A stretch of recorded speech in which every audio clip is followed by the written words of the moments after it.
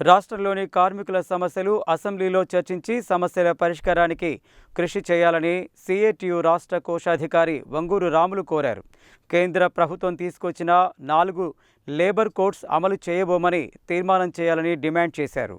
శనివారం నల్గొండ పట్టణంలోని పెద్దబండ FCI function హాల్లో సిఐటియు నల్గొండ జిల్లా 13వ మహాసభలు జిల్లా అధ్యక్షులు చినపాక లక్ష్మీనారాయణ, డబ్బీకార్ మల్లేష్, ఎండి సలీం, భూలక్ష్మిలు అధ్యక్ష వర్గంగా జరిగాయి. మహాసభలకు ఈ ముఖ్య అతిథిగా హాజరైన రాములు మాట్లాడుతూ 4 లేబర్ కోడ్లు అమలు చేయడమని కేరళ రాష్ట్రంలోని వామపక్ష ప్రభుత్వం ఇప్పటికే తీర్మానం చేసిందని, తెలంగాణ అసెంబ్లీలో కూడా తీర్మానం చేయాలని డిమాండ్ చేశారు. రాష్ట్రంలో 73 షెడ్యూల్ ఎంప్లాయ్మెంట్స్ కనీస వేతనాలు సవరించకుండా కాలయాపన చేయడం వల్ల సుమారు 1 కోటి మంది కార్మికులు శ్రమదోపిడికి గురవుతున్నారన్నారు. కాంగ్రెస్ ప్రభుత్వం అధికారంలోకి వచ్చాక 2024 జనవరిలో డ్రాఫ్ట్లు ఇచ్చి పెండింగ్లో పెట్టిందని, 2 సంవత్సరాలు గడిచినా కాంగ్రెస్ ప్రభుత్వం కూడా వేతనాలు సవరించకపోవడంతో తీవ్ర అసంతృప్తితో ఉన్నారని, హైకోర్టు ఉత్తర్వులను కూడా అమలు చేయడం లేదని అన్నారు. రాష్ట్ర ప్రభుత్వ ఉద్యోగులు, ఉపాధ్యాయులు, పెన్షనర్స్, కాంట్రాక్ట్ అవుట్సోర్సింగ్ ఎంప్లాయీస్కు పీఆర్సీ గడువు ముగిసి 2 సంవత్సరాలు గడిచినా వేతన సవరణ చేయలేదని, 2023 జూలై నుండి అమలు కావాల్సిన పీఆర్సీ వెంటనే ఇవ్వాలని విజ్ఞప్తి చేస్తున్నామని అన్నారు. కాంట్రాక్ట్ ఉద్యోగులకు సమాన పనికి సమాన వేతనం ఇవ్వాలని, వారి సర్వీసులు క్రమబద్ధీకరించాలని, పెన్షనర్స్, రిటైర్మెంట్ ఎంప్లాయీస్ బకాయిలు పూర్తిగా చెల్లించాలని, ప్రధానంగా కాంట్రిబ్యూటరీ పెన్షన్ స్కీమ్ను రద్దు చేసి పాత పెన్షన్ విధానం కొనసాగించాలని డిమాండ్ చేశారు. స్కీమ్ వర్కర్స్, అంగన్వాడీ, ఆశా, మధ్యాహ్న భోజనం, IKP, VOA, field assistants, national health mission, mission Bhagiratha తదితర ఉద్యోగులకు కనీస వేతనం 26,000 రూపాయలకు తగ్గకుండా నిర్ణయించాలని, కార్మిక చట్టాలు అమలు చేయాలని, గ్రామ పంచాయతీ కార్మికులకు ప్రభుత్వమే బడ్జెట్ కేటాయించి వేతనాలు ఇవ్వాలని, మున్సిపల్ కార్మికులకు కేటగిరీల వారీగా వేతనాలు చెల్లించాలని, పర్మినెంట్ చేయాలని, బకాయి వేతనాలు వెంటనే చెల్లించాలని డిమాండ్ చేశారు. ప్రస్తుతం పనిచేస్తున్న 3,797 మంది వీఆర్ఏల స్థానంలో వారి వారసులకు ఉద్యోగాలు ఇవ్వాలని, భవన నిర్మాణ కార్మికులకు సిఎస్సి హెల్త్ టెస్టులను రద్దు చేయాలని, వెల్ఫేర్ బోర్డు స్కీమ్లను ఇన్సూరెన్స్ కంపెనీలకు ఇచ్చిన అనుమతి ఉపసంహరించుకోవాలని, సహజ మరణానికి 5 లక్షలు అందచేసి హమాలీలకు private transport workers welfare board ఏర్పాటు చేయాలని డిమాండ్ చేశారు. సిఐటియు జిల్లా కార్యదర్శి తుమ్మల వీరారెడ్డి గత 3 సంవత్సరాలుగా జరిగిన కార్యక్రమాలను నివేదిక ప్రవేశపెట్టగా 33 మండలాల నుండి చర్చలలో పాల్గొని ఏకగ్రీవంగా ఆమోదించారు. మార్చి 16 నుండి జరిగే అసెంబ్లీ బడ్జెట్ సమావేశాల్లో కార్మికులకు రావాల్సిన వాటా కోసం జరిగే చలో హైదరాబాద్ నిర్వహించినట్లు తెలిపారు. మహాసభ ప్రారంభానికి ముందు జిల్లా అధ్యక్షులు చినపాటి లక్ష్మీనారాయణ సిఐటియు జెండాను ఆవిష్కరించారు.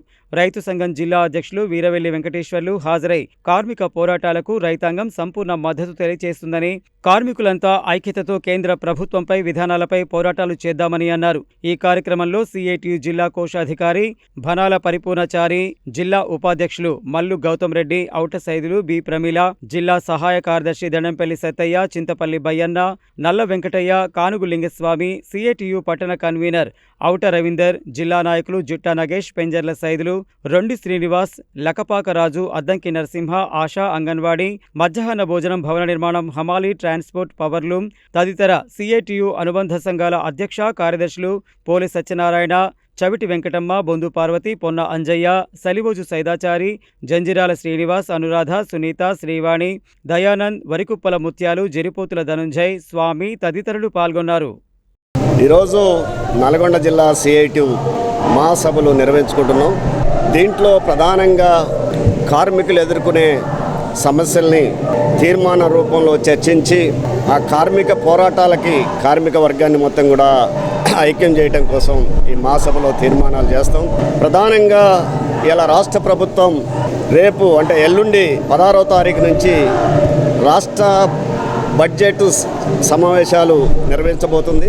దీనిలో ప్రధానంగా కార్మిక వర్గానికి ఇచ్చినటువంటి హామీలు అమలు చేయడం కోసం నిధుల్ని కార్మిక సంక్షేమం కోసం అధికంగా కేటాయించాలని చెప్పేసి ప్రధానంగా చర్చించబోతున్నాం. ఈరోజు అసంఘటిత కార్మికులు, అది భవన నిర్మాణ కార్మికులు, హమాలీ కార్మికులు, ట్రాన్స్పోర్టు, బీడీ తదితర రంగాల్లో ఇలా రాష్ట్రంలో 1 కోటి మంది పనిచేస్తున్నారు. వీరికి ఎలాంటి చట్టాలు లేవు, కనీస సౌకర్యాలు లేవు, భద్రత లేనటువంటి పరిస్థితి ఉంది.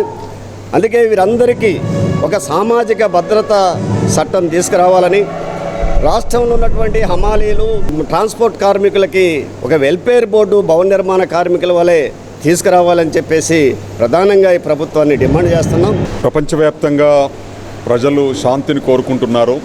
కానీ ఈరోజు ఇజ్రాయెల్ ఇరాన్ మీద యుద్ధం చేస్తూ ఉంది. చాలామంది వందలాది మంది చనిపోతూ ఉన్నారు. దీన్ని తీవ్రంగా ఖండిస్తూ ఉన్నాం. ముఖ్యంగా అమెరికా ప్రోద్బలంతో ట్రంప్ వ్యవహార శైలిని బట్టి ఈరోజు ప్రపంచ దేశాల్లో అలజడి సృష్టిస్తున్నాడు. శాంతి భద్రతలకు విఘాతం ఏర్పడుతుంది. మానవాళికి విముక్తి మార్గాలు అనేకం ఉన్నాయి. కానీ భయపెట్టించి ఆధిపత్యం చెలాయించి ఈరోజు దేశాల మీద ట్రంప్ అనేక భారాలు వేస్తూ ఉన్నాడు. లొంగదీసుకోవడానికి ప్రయత్నం జరుగుతుంది. ఈ నేపథ్యంలో నరేంద్ర మోడీ ఐక్యరాజ్య సమితిలో అలీన విధానాన్ని పాటించాలి. కానీ ఈరోజు సామ్రాజ్యవాదులకు ట్రంప్కు లొంగిపోతున్నాడు. ఈరోజు మోడీ నా బెస్ట్ ఫ్రెండ్ అంటున్నాడు. దానికి అనుగుణంగా ఈరోజు ఈ దేశంలో తయారవుతున్నటువంటి యుద్ధ పరికరాలు ఈరోజు ఇజ్రాయెల్కి సప్లై చేస్తున్నారు. దీన్ని తీవ్రంగా మేము ఖండిస్తున్నాం. సిఐటియు నల్గొండ జిల్లా 13వ మహాసభలు అత్యంత ఘనంగా నల్గొండ ఎఫ్సిఐ ఫంక్షన్ హాల్లో ప్రారంభమయ్యాయి.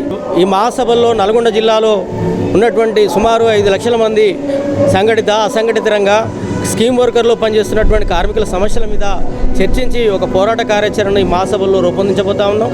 ముఖ్యంగా రాష్ట్ర ప్రభుత్వం ఎన్నికల ముందర రేవంత్ రెడ్డి గారు ఈ రాష్ట్రంలో ఉన్నటువంటి కార్మిక వర్గానికి అనేక హామీలు ఇచ్చారు. కానీ అధికారంలోకి వచ్చిన తర్వాత కనీస వేతనాల సలహా మండలిని నియమించలేదు. ఆ కనీస వేతనాల షెడ్యూల్ పరిశ్రమలో ఉన్నటువంటి కనీస వేతనాల జీవోలు సవరించలేదు. ఆశాకు, అంగన్వాడీకి, మధ్యాహ్న భోజనానికి, గ్రామ పంచాయతీకి, ఐకేపీఓఏలకు కనీస వేతనాలు అమలు చేస్తాను, నేను అధికారంలోకి వస్తానని చెప్పారు. ఇప్పటికి 2 సంవత్సరాలు గడిచినా ఏ ఒక్క హామీ కూడా అమలు చేయలేదు. ఈ బడ్జెట్ సమావేశంలోనైనా మొత్తం తెలంగాణ రాష్ట్రంలో ఉన్నటువంటి కార్మిక వర్గ సమస్యల మీద ఒక పరిష్కారానికి ప్రభుత్వం బడ్జెట్ కేటాయించాలి, వేతనాలు నిర్ణయించాలి. లేకపోతే రాబోయే కాలంలో పెద్ద ఎత్తున నల్గొండ జిల్లా నుంచే ఉద్యమాలు ప్రారంభమవుతాయని చెప్పి రాష్ట్ర ప్రభుత్వాన్ని హెచ్చరిస్తూ ఉన్నాం.